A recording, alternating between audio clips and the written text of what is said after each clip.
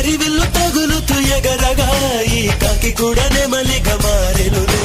ప్రేమను చెప్పిన క్షణమే అది దేవుని కన్న క్షణమే, కానీ ఎగిరను మనసే.